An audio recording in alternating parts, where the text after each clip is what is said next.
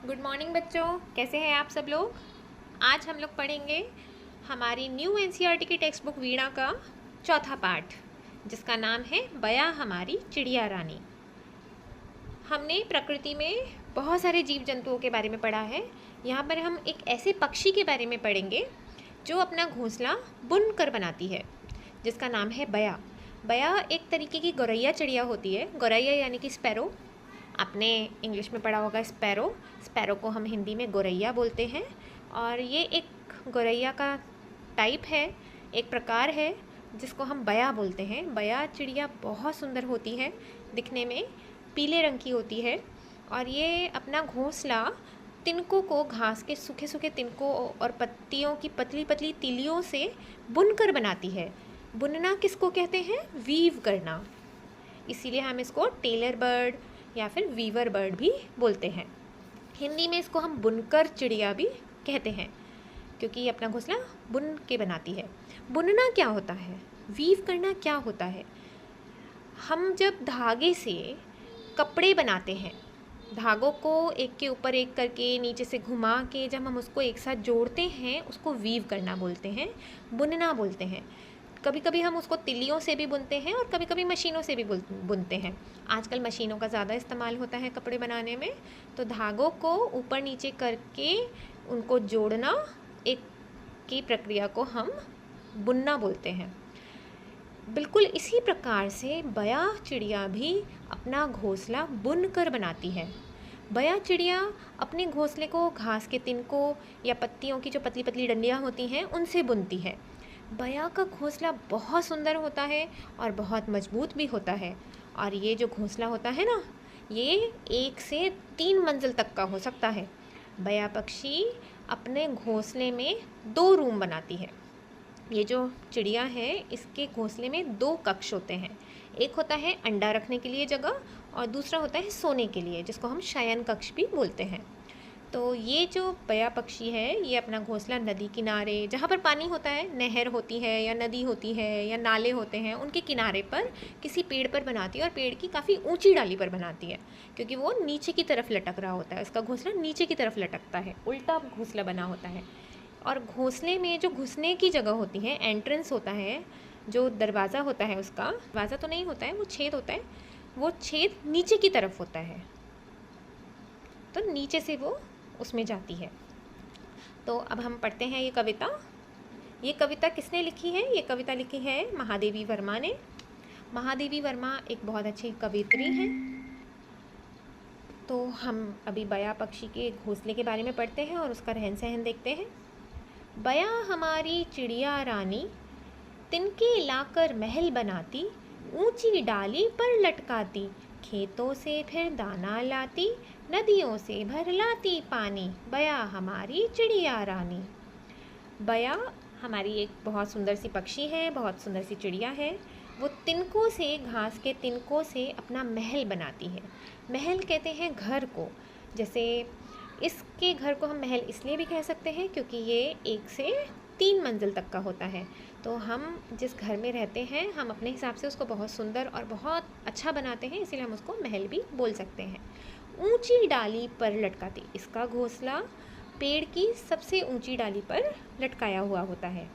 खेतों से फिर दाना लाते, अब घोंसला तो बन गया, अब खाना खाने के लिए भी उसको कुछ चाहिए, तो वो खेतों से दाना लाकर खाती है। क्या खाती है? वो दाना खाती है। और वो कहाँ से लेकर आती है? खेतों से। नदियों से भर लाती पानी, खाने के बाद हमें पानी भी चाहिए होता है, तो हम पानी कहाँ से लाती है बया चिड़िया? पानी कहाँ से लाती है? नदियों में से। इसीलिए वो नदियों और नहरों के पास में अपना घोंसला बनाती है। तुझको दूर न जाने देंगे, दानों से आंगन भर देंगे, और हौज में हम भर देंगे, मीठा मीठा ठंडा पानी। तुझको दूर न जाने देंगे, मतलब तुझको हम दूर नहीं जाने देंगे। हम क्या करेंगे? हम अपने ही घर के आंगन में, आंगन होता है बाहर का बरामदा, खुला एरिया, घर के बाहर का खुला एरिया, जिसको हम आंगन भी कह सकते हैं। तो बच्चे ये बोल रहे हैं कि हम तुझको दूर नहीं जाने देंगे, दूर किसी खेत में नहीं जाने देंगे, हम अपने ही आंगन में दाने, बहुत सारे दाने भर देंगे, तो वहीं से खा लिया करना, तुझे दूर जाने की ज़रूरत नहीं पड़ेगी। और हौज में भर देंगे हम मीठा मीठा ठंडा पानी। हौज क्या होता है?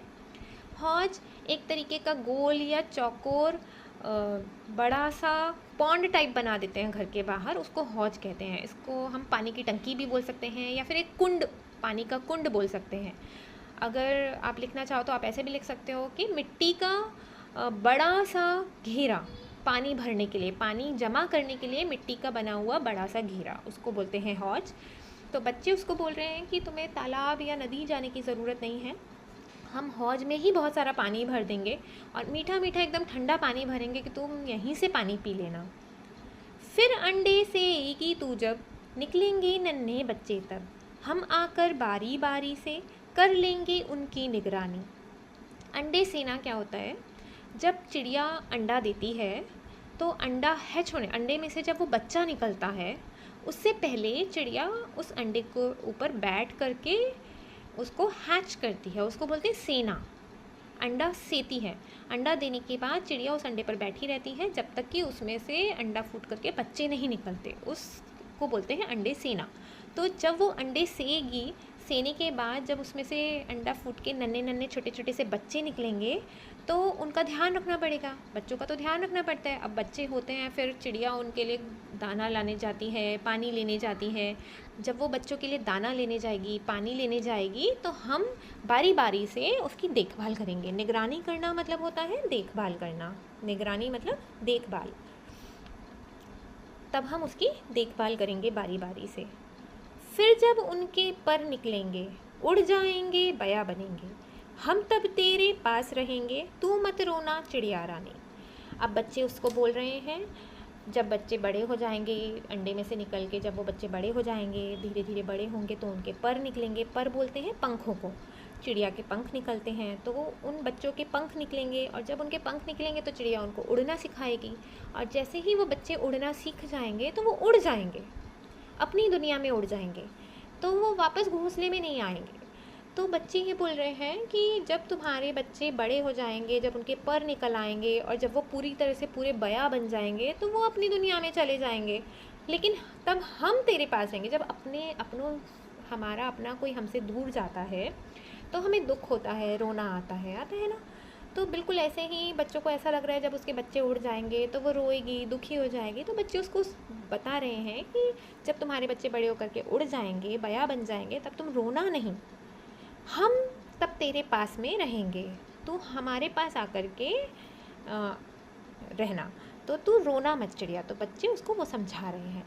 तो ये कविता है महादेवी वर्मा ने लिखी है। ये महादेवी वर्मा बहुत ही अच्छी कवित्री है।